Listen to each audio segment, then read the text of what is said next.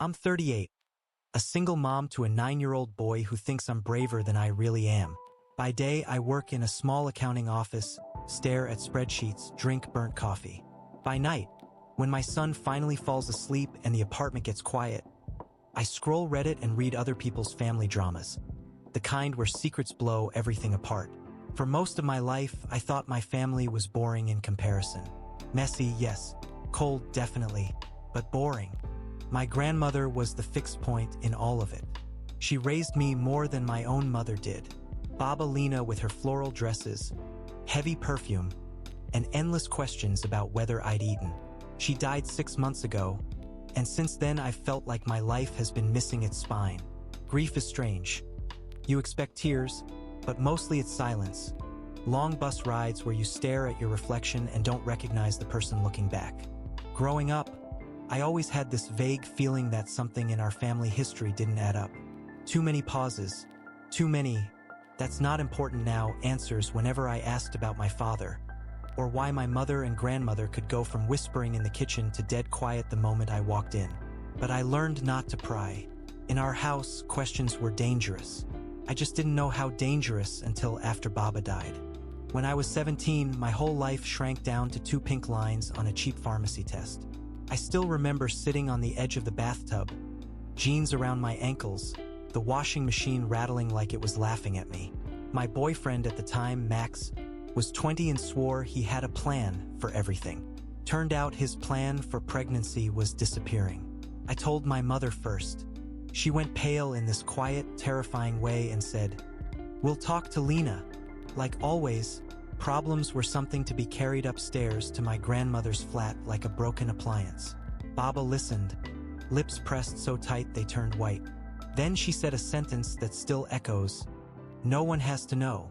The next weeks were a blur of oversized hoodies, whispered arguments behind closed doors, and my mother refusing to look me in the eye. I wasn't allowed to tell anyone. Not friends, not school, especially not Max. If he called, my phone just happened to be off. When I suggested keeping the baby, Baba's voice went sharp. "You have a future. A child will ruin it. We will fix this." Fixing meant appointments at a clinic out of town. Long bus rides where I stared out the window and tried not to think of tiny hands. They said it would be over quickly, that I'd be able to move on. I signed papers I didn't really read. My mother's hand heavy on my shoulder. My grandmother's eyes like stone. Right after the procedure, they guided me into a recovery room that smelled like bleach and warm plastic. I remember lying there, shivering under a thin blanket, pretending to sleep because I couldn't bear to look at my mother or grandmother. My stomach felt hollow in a way that wasn't physical. Baba kept repeating, "It's done. It's done," like a spell meant to erase everything. But nothing felt done. Felt suspended, like the world was holding its breath. At school, rumors bloomed anyway. Someone noticed I'd been gone. Someone else said they saw me get off a bus near a clinic. No one said the word pregnant, but I could hear it pulsing under every whisper. I became the girl people watched out of the corner of their eye. Teachers asked if things were okay at home, and I'd nod so hard my neck ached. Max kept trying to reach me, and every ignored call felt like a betrayal layered on betrayal. Once, he cornered me outside chemistry class asking why I'd vanished. I told him I'd been sick. The lie tasted metallic, like biting my tongue. He didn't believe me, but he also didn't push. That hurt more than if he had. At home, silence ruled. Dinner was served, dishes washed, TV droned in the background, but no one spoke of what happened. My mother walked like she was afraid of cracking. Baba acted like she'd prevented a disaster. And me, I learned how to smile without letting my teeth show, how to carry a secret so heavy it bent my whole posture forward. The years after that slipped past in this strange, muffled way, like I'd been living underwater. I finished school, moved out at 19, worked small jobs, then bigger ones, but the secret clung to me like a second skin.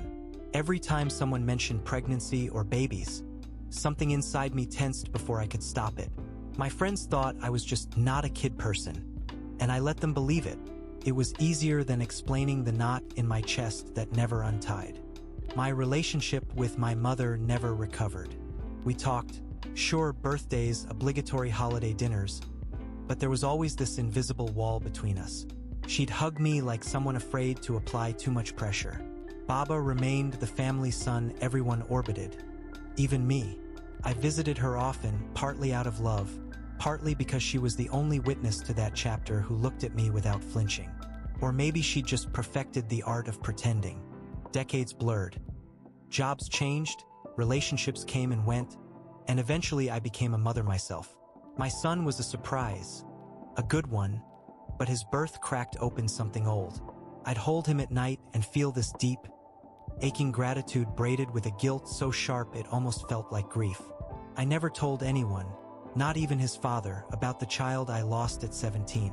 Still, I thought the past was buried for good. Baba aged, weakened, and finally slipped away last winter. At her funeral, I felt a strange mixture of sorrow and relief, as if her death finally sealed the secret we'd carried together. I had no idea it was only the beginning. About a month after the funeral, when the casseroles stopped coming and everyone else returned to their normal lives, I finally gathered the courage to sort through Baba's apartment. The place felt smaller without her, quieter, like the walls themselves were exhausted. I boxed up dresses that still smelled faintly of her perfume, stacked old letters, threw out expired spices she'd stubbornly kept. It was routine, almost numbing, until I opened the drawer of her bedside table. Inside was a thin envelope with my name written in her handwriting, the kind she used for grocery lists and birthday cards. But this wasn't a card. The paper was thicker, official-looking, folded in a way that felt deliberate. My first thought was that it was some sentimental farewell letter. Maybe instructions for her funeral. Maybe a recipe she wanted me to finally learn. But tucked behind it was another envelope, yellowed and creased, addressed to no one. I felt my stomach drop before I even touched it. Something about the weight, the secrecy of it, the way it had been hidden under the drawer liner. None of it felt innocent. I sat on the edge of her bed, the mattress dipping in that familiar way, and opened the first envelope with shaking fingers. Inside was a single line written in her neat, looping script. "If you're reading this, the truth belongs to you now." My breath caught. Truth. Not memories, not blessings, truth. I reached for the second envelope, suddenly cold all over, already sensing that whatever lay inside would shift something fundamental in my life. I don't think I breathed at all while opening that second envelope. The paper inside was brittle, like it might crumble if I touched it too roughly. My hands trembled anyway. It wasn't a letter, not exactly. More like a collection of documents. A birth record, a medical discharge sheet, and a small photograph so faded it looked like smoke. First, none of it made sense. The dates were wrong. The hospital wasn't the clinic I'd been taken to. And the name, there was an actual name. A boy's name. My heart started pounding so loudly I could hear it in my ears. I whispered the name aloud, and it felt foreign in my mouth, like saying someone else's secret. A son. My son? No, that wasn't possible. They told me there'd been no birth, only a procedure. No crying, no tiny heartbeat, no paperwork. Just an ending, a clean slate. But the documents in my lap said otherwise. The discharge sheet listed complications, a full-term delivery, a recorded wait I couldn't comprehend. The photograph showed a newborn swaddled in a hospital blanket. His face turned slightly away. I stared at it until my vision blurred. My legs went numb. I kept shaking my head, muttering, "No, no, no," as if denial could rewind decades. The room tilted. My throat tightened so violently I could barely swallow. All I could think was that my grandmother, my anchor, my safe place, had lied in a way so massive it made the floor beneath me feel hollow. I pressed my palm to my mouth to keep from crying out. The truth wasn't just heavy, it was suffocating. I don't know how long I sat there, hunched over those documents, before I finally forced myself to stand. My first instinct was to call my mother, but I couldn't even picture saying the words out loud. Instead, I drove to her apartment, gripping the steering wheel so hard my knuckles went white. By the time she opened the door, I was shaking. Not from anger yet, but from something rawer, like vertigo. She looked older than I remembered, wrapped in a robe, eyes puffy from sleep. Is everything okay? She asked, and for once I didn't bother with polite lies. I held up the envelope. We need to talk, I said. My voice sounded flat, unfamiliar. We sat at her kitchen table, the same one where I'd done homework as a kid, the same one where she'd once avoided looking at my stomach. I spread the documents out between us. She didn't touch them, but her face drained of color faster than I thought humanly possible. Where did you find that? She whispered. In Baba's drawer, I said. Why do these exist? Why does this say I gave birth? She pressed her fingertips to her lips, like she could physically hold the truth in. Her eyes darted to the photo, then away. There are things you don't understand, she said finally. Things your grandmother handled. Handled. The word felt surgical, cold. Mom, I said, leaning forward. Am I looking at my child? She sucked in a breath so sharply it sounded like a wound being reopened. And for the first time in my life, I saw real fear in her eyes. Not hesitation, not guilt, fear. She didn't answer right away. Instead, she stood up, walked to the sink, and braced herself against the counter like the room was swaying. When she finally spoke, her voice was barely audible. You weren't supposed to know. Not ever. Your grandmother swore she'd take it to her grave. My pulse roared. Know what, Mom? She turned around slowly, tears already gathering. You did give birth. You were unconscious when it happened. There were complications. They sedated you. When you woke up, we told you it had all been taken care of. The floor seemed to tilt under my chair. Why would anyone lie about something like that? She squeezed her eyes shut. Because Baba arranged for the baby to be adopted before you even delivered. She said you were too young, too fragile, too reckless. She said not knowing was the only way you'd survive it. For a moment, I couldn't hear anything but a high-pitched ringing. Adoption. A living child. A boy with a name I'd never spoken. A face I'd never seen until an hour ago. You hid him from me, I whispered. My own son. Mom shook her head desperately. We didn't hide him out of cruelty.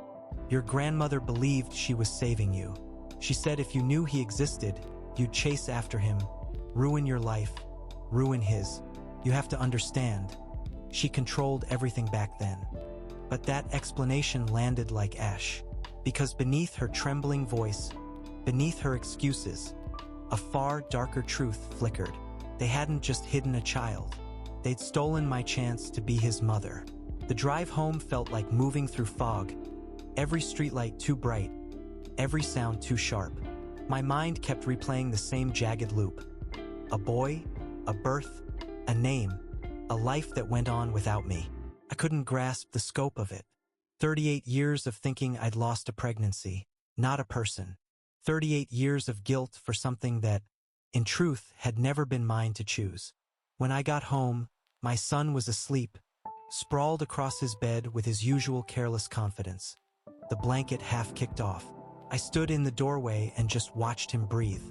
The rise and fall of his chest felt like both a miracle and a knife. I kept thinking, what if someone had taken this from me? What if someone had decided on my behalf that I wasn't ready? The truth cracked something open inside me. My relationship with my mother felt suddenly hollow, stretched across decades of lies. And Baba, the woman I adored, the woman whose hands smelled like flour and cold cream, had orchestrated something unforgivable. I kept picturing her handwriting on that envelope, "The truth belongs to you now," and wondered if she felt remorse in her final days, or if she believed to her last breath that she'd done the right thing. I barely slept. Every time I closed my eyes, I saw the faded photo from the envelope, the curve of his cheek, the tiny fist near his mouth. A baby who should have been mine to hold, mine to name, mine to decide for. And the worst part was the question forming like a storm on the horizon. If he was alive then, was he alive now? And if he was, did he know anything about me? By morning, the question had grown claws. I couldn't eat, couldn't focus, couldn't pretend life was normal. I kept pacing the living room, the documents spread across the coffee table like evidence from a crime scene. Around 9, I called my mother again.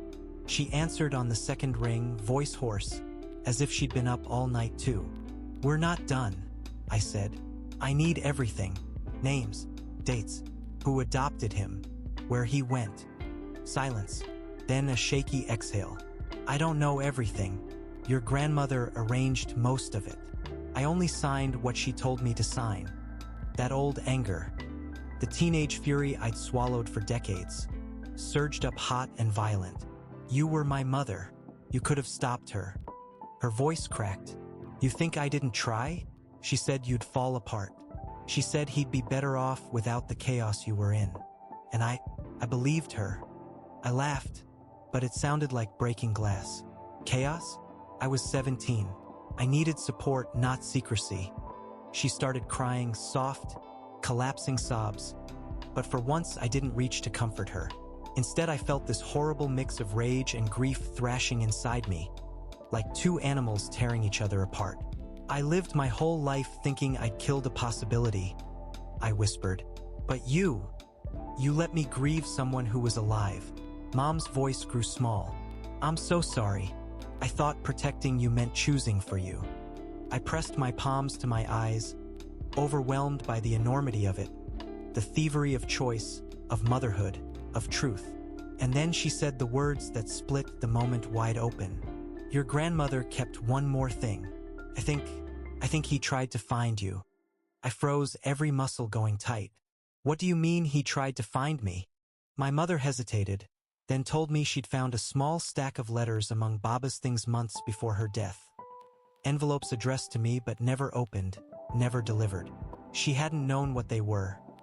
Baba had snatched them away the moment she saw them. My pulse thudded painfully. "Letters? From him?" "I think so," she whispered. "I only saw the return address on one. It was from a youth home. He must have been, 16? 17? I asked your grandmother about it, and she told me to leave it alone. Said it was handled." That word again. Handled. My stomach twisted. "Why didn't you push?" She looked ashamed. Every time I questioned her, she reminded me of how badly things went when you were 17. I thought maybe he was just curious. Maybe it was better not to reopen everything. I know how wrong that sounds now. I ran a hand through my hair, pacing. "Do you realize what this means? He grew up without me thinking, what? That I didn't want him? That I abandoned him?" Mom wiped her cheek with her sleeve. "Your grandmother believed contact would destroy both your lives. She came from a world where shame dictated decisions. I followed her lead because I didn't know how to stand up to her." Her voice wavered, but there was something else beneath the guilt. Something like helplessness. "I think she meant to tell you before she died. She asked for that drawer more than once in the hospital. But she got weaker so fast."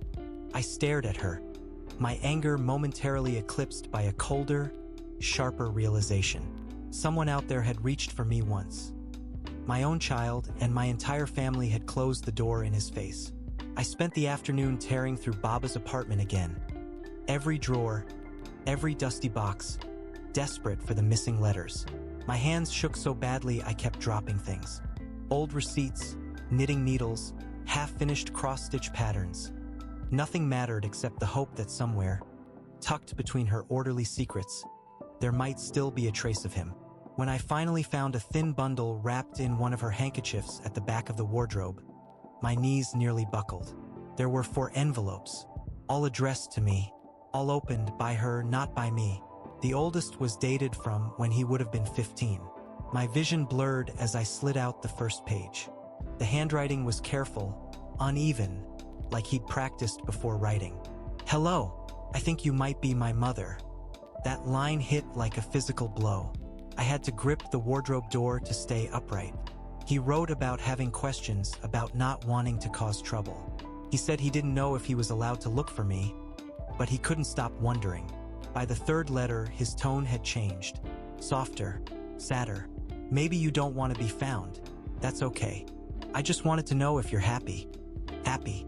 God. I pressed the paper to my chest and slid down to the floor, sobbing so hard I couldn't breathe. Not delicate tears. Raw, broken sounds dragged out of a place I hadn't touched in decades. Because in that moment, The truth crystallized into something unbearable. My son had reached for me with open hands, and the person I trusted most had quietly, ruthlessly severed that connection. And now I had no idea if I could ever repair it, or if he'd ever want me to. I don't know how long I sat on that floor before something inside me settled. Not softly, not gracefully, but with the solid finality of a door slamming. When the crying stopped, what remained was resolve. Trembling, exhausted, but unmistakably alive. I gathered the letters back into the handkerchief, smoothed the creases as if that could undo the years, and drove home in a kind of focused haze. That night, after my son fell asleep, I opened my laptop and stared at the return addresses. 3 were outdated. 1 was from a transitional housing program, the kind kids age out of. I typed the name into every database I could find, chasing leads that looped into dead ends. But then, on a local community board, I found a post mentioning a volunteer coordinator with the same name, around the right age, working at a nearby youth center. My heart kicked painfully. I hovered over the contact email for a long time, fingers shaking above the keyboard. What did I even say? Hi, I'm the mother you were never allowed to know? Everything felt wrong, inadequate, but silence was worse. Silence was what had already broken him once, broken us both. So I wrote carefully, honestly terrified. My name may be familiar to you. I recently learned the truth about what happened years ago. I'm so sorry for the silence you received. If you're open to it, I would like to talk. I read it 20 times, deleted half, rewrote. Finally, I hit send. The room went unbearably still. Nothing left to hide behind. No grandmother, no secrets, no excuses. Just a mother reaching, decades late, yet finally reaching for her child. He didn't reply that night, or the next morning. I carried my phone from room to room like an extra limb, checking it so often my son finally asked if I was waiting for a secret mission text. In a way, I was. Every hour without a response felt like penance. 38 years of silence compressed into slow, suffocating minutes. By the 3rd day, I started preparing myself for the possibility he wouldn't answer at all. Maybe he'd moved on. Maybe he'd built a life where my presence would only reopen wounds. Maybe the idea of me was better than the reality. I told myself I'd accept that, but the truth sat heavy in my chest. I wanted a chance, even a small one, to explain, to apologize, to hear his voice just once. That evening, as I was folding laundry, my phone buzzed. I nearly dropped a stack of towels. The email preview showed a name I'd memorized from the letters. For a moment, I couldn't move. Then I opened it. His message was short, careful, almost formal. I got your email. I'm not sure what to say. I didn't expect to hear from you. I have questions, but also hesitation. If we talk, I need to take it slow. I read it 3 times before the words truly landed. He wasn't shutting the door. He wasn't turning away. He was cautious, rightfully so, but willing. A warmth spread through me, fragile but real. Something long frozen began to thaw. I replied simply, I'm here, whatever pace you need.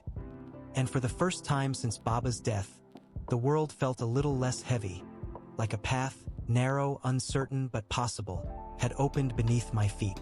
We didn't meet right away. Weeks passed with slow, tentative messages. Small pieces of ourselves exchanged like fragile artifacts. He told me about his work at the youth center, how he tried to be the adult he never had. I told him about my son, about my quiet life, about the truth I'd only just learned myself. Some days he disappeared, answering hours later with a simple sorry, needed space. I never pushed. I owed him more patience than he owed me. When we finally agreed to meet, it was at a park cafe, neutral ground, public, unthreatening. I arrived early and sat clutching a cup of tea that went cold almost instantly. When he walked in, I recognized him in a way that bypassed logic. The shape of his eyes, the awkward tilt of his shoulders, even the way he scanned the room before approaching. My throat tightened, but I held still. He sat across from me, hands clasped, expression careful. I don't know what this is supposed to feel like, he said quietly. Me neither, I admitted. But I'm grateful you're here. We talked Not about the lost years, not yet, but about small things. Books, work, the weather, and underneath it all, a strange, aching calm settled over me. Not closure, not forgiveness, not fully, but possibility. As we stood to leave, he hesitated, then said, "I don't promise anything, but we can keep talking." I nodded, feeling something in my chest finally exhale. If there's anything this has taught me, it's that time doesn't erase truth. It only buries it until someone is brave enough to dig. And sometimes, even after decades of silence, a door can still open.